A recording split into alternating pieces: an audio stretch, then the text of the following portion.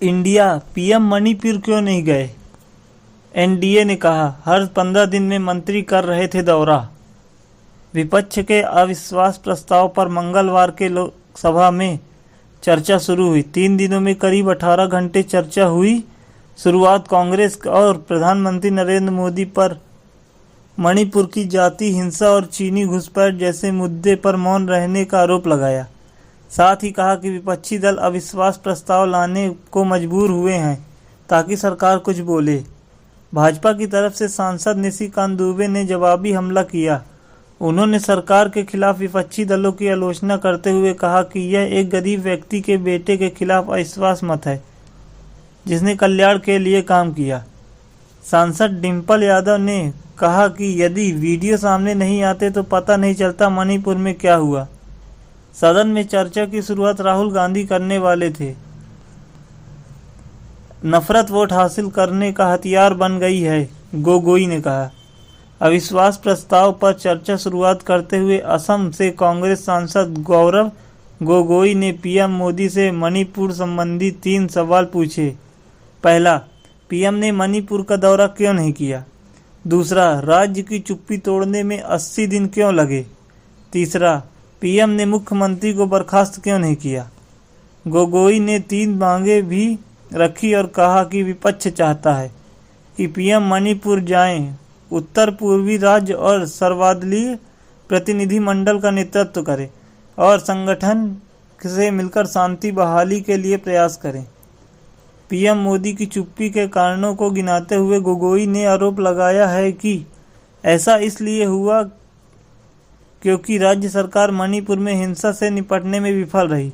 उन्होंने कहा है कि गंभीर चिंता का विषय है कि एक भारत की एक बात करने वाले सरकार ने 2 मणिपुर, एक पहाड़ों में रहने वाला और दूसरा घाटी में बना दिया।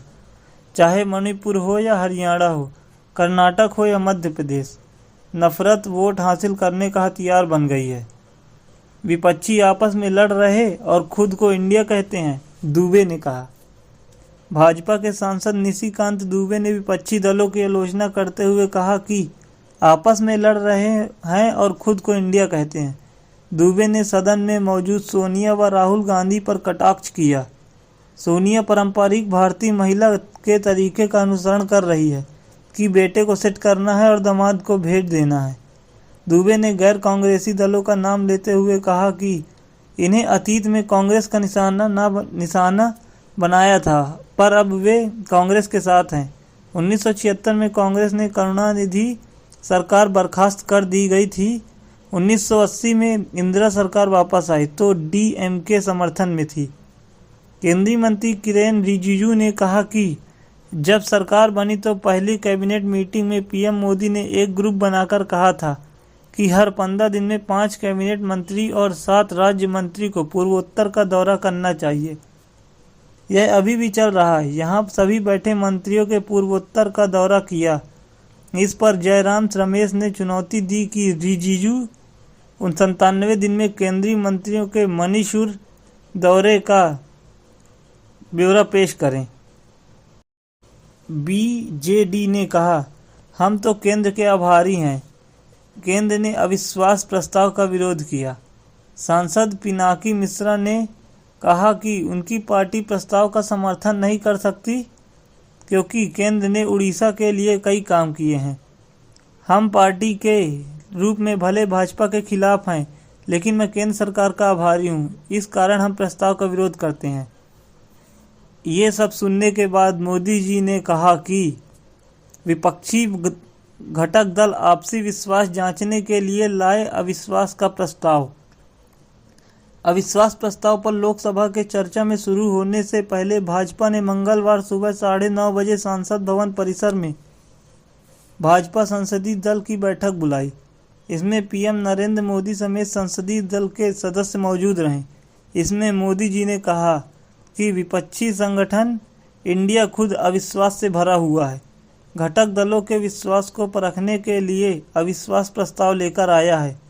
मोदी ने विपक्षी गठबंधन को घमंडिया करार दिया है।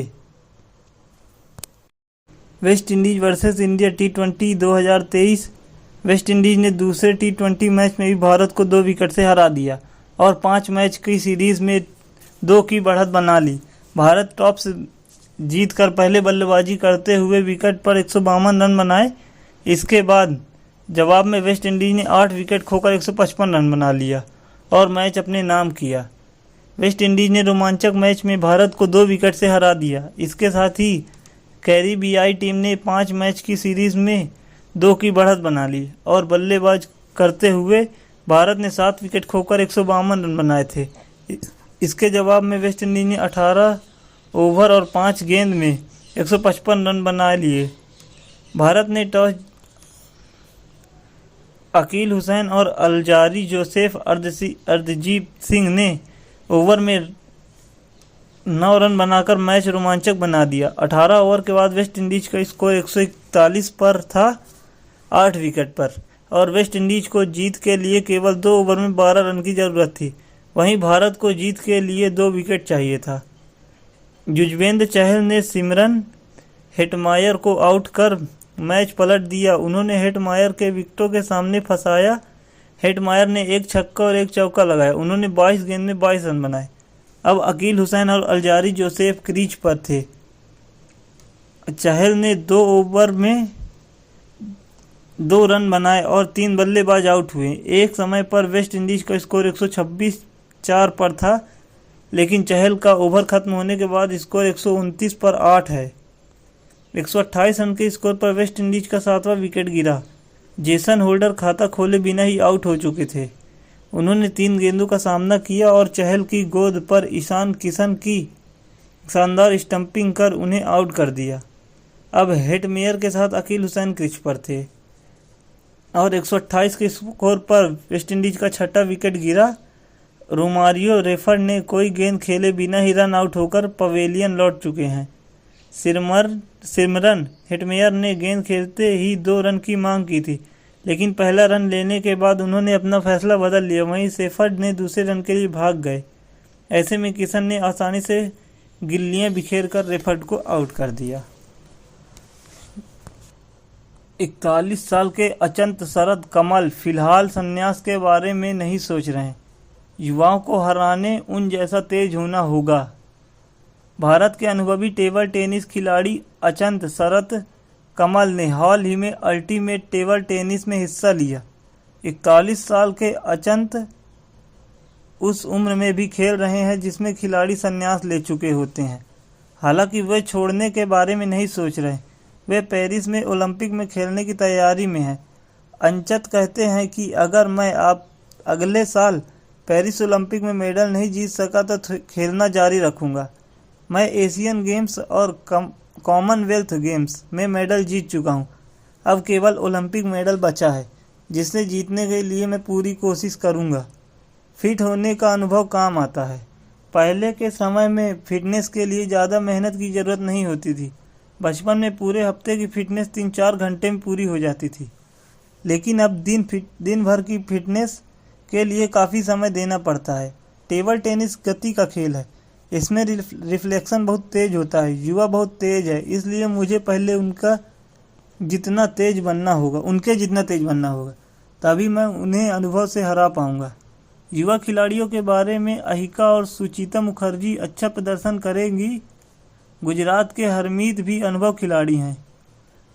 गुजरात से अन्य खिलाड़ी भी निकल रहे हैं। उम्मीद है कि वे बहुत कुछ सीखेंगे और भविष्य में अच्छा प्रदर्शन करेंगे।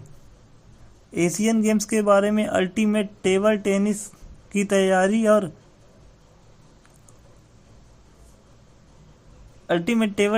तैयारी के लिए एक अच्छा मंच है। हमने इस मैच का अभ्यास के रूप में लिया है।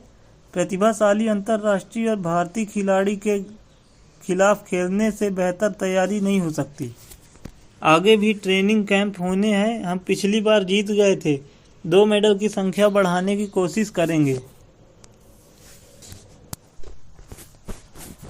हौसलों के दम पर हासिल किया गोल टीमों को जिताने में अहम भूमिका निभा रहे हैं। एशियन चैंपियनशिप ट्रॉफी में भारतीय हॉकी टीम दबदबा बनाए हुए है। भारत टूर्नामेंट में अजेय रहकर शीर्ष स्थान पर है। भारत ने 3 मुकाबले जीते हैं और 1 ड्रॉ खेला है। टीम बुधवार को पाकिस्तान के खिलाफ उतरेगी। मुकाबला mayor Radha Krishnan hockey stadium में खेला जाएगा। भारतीय टीम पहले ही सेमीफाइनल में पहुंच चुकी है, जबकि पाकिस्तान ने भी चीन पर 2-1 से जीता है, सेमीफाइनल की राह खोल दी है। हालांकि पाकिस्तान की हार के साथ ही उसकी सेमीफाइनल में पहुंचने की उम्मीदें भी क्षीण हो जाएंगी। जानते हैं कि दोनों ही टीमों में चुनिंदा खिलाड़ियों के बारे में जिन्होंने अपने संघर्ष और मेहनत के दम पर जगह बनाई है। कार्ति माता पिता के बेटे को बनाया हॉकी का सितारा। आर्थिक समस्याओं से जूझते आ रहे चेन्नई के कार्ति सेल्वम के परिवार ने उन्हें कभी हॉकी के सपने को छोड़ने का मौका नहीं दिया। 2 वक्त की रोटी के लिए मां वलारमथी में बतौर नौकरानी और पिता सेल्वम में चौकीदारी का काम किया करते थे। जुगराज सिंह प्लास्टिक के जूते में दिया था पहला ट्रायल। जुगराज अटारी के रहने वाले हैं। पिता कली का काम करते थे। आर्थिक तंगी के कारण जूते खरीदने में भी कई बार सोचना पड़ता था। वे जूते न होने के कारण ही ट्रायल्स में नहीं जाते थे। वे प्लास्टिक के जूते पहनकर पहली बार टर्फ पर गए थे। कृष्ण बहादुर पाठक खोया परिवार लेकिन सपने को टूटने नहीं दिया। वे 12 साल की उम्र से ही टीम का हिस्सा बनने का सपना देख रहे थे। उस दौरान उन्होंने मां को खो दिया। 2016 में अंतर्राष्ट्रीय डेब्यू के 2 दिन पहले ही कृष्णा के पिता का दिल के दौरे के कारण देहांत हो गया। इसके बाद वे अपने अंकल के साथ रहने लगे।